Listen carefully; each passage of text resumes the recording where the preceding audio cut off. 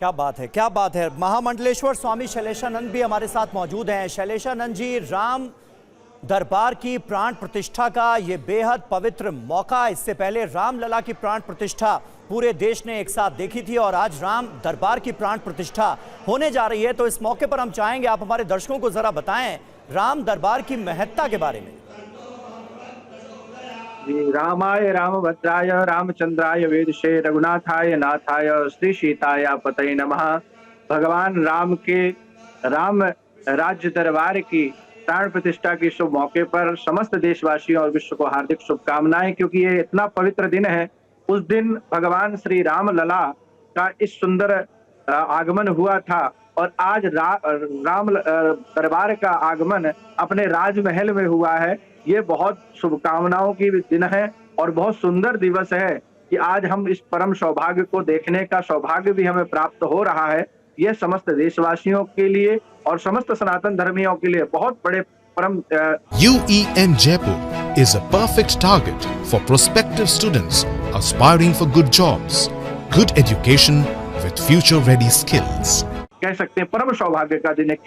क्योंकि जिस प्रकार से राम लला हमारे तंबू और बम्बू के नीचे खड़े रहे कई वर्षों तक निरंतर, तो एक तो जिस प्रकार से भगवान राम लला का विग्रह आपने पूर्व के वर्ष में देखा कि कितने शांति और भव्यता के साथ स्थापना हुई, उसी प्रकार से आज भगवान राम के राम दरबार की स्थापना की जा रही है। और ये देखिए, मूर्ति प्राण प्रतिष्ठा जब तक भगवान का दरबार सुनिश्चित ना हो जाए, जब तक उनका राज्य और राजभवन बढ़िया से पूर्ण ना हो जाए, तब तक भगवान राजा राम तो नहीं विराज सकते थे। इसलिए राम लला तो अयोध्या में पूर्व में ही आ गए थे, लेकिन राम लला राजा राम तब तक नहीं बने जब तक उन्होंने रावण के यहाँ पड़ा हुआ अपने पिताश्री का मुकुट वापस नहीं ले आए। इसलिए सर्वप्रथम जरूरी यह है कि जिस प्रकार से भगवान राम ने 14 वर्ष के वनवास के साथ अपने पिता का मुकुट ला करके राज सिंहासन पर विराजे थे। लोग कैकेयी को दोषी ठहराते हैं, लेकिन कैकेयी ने तो यही कहा था कि आप प्रभु राजा राम तो तभी बनेंगे जब राज्य पूर्ण होगा। तो राज्य की पूर्ण राज्य की स्थापना तभी होगी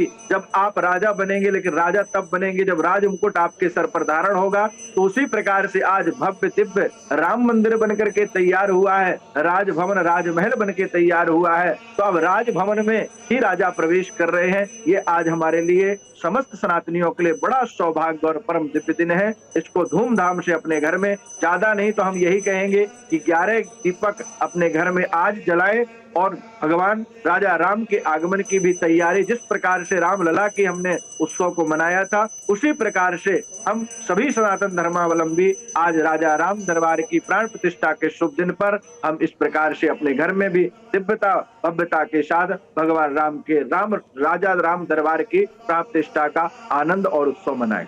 बिल्कुल, ये बहुत खास बात आपने कही है स्वामी शैलेशानंद जी की, जो क्योंकि हम तो देख ही रहे हैं कि अयोध्या में बड़ी संख्या में श्रद्धालु हैं, लेकिन हर एक भारतवासी कैसे अपने घर पर मौजूद रहकर इस उत्सव को मना सकता है पूरे खुशी उल्लास के साथ, यह आपने बताया।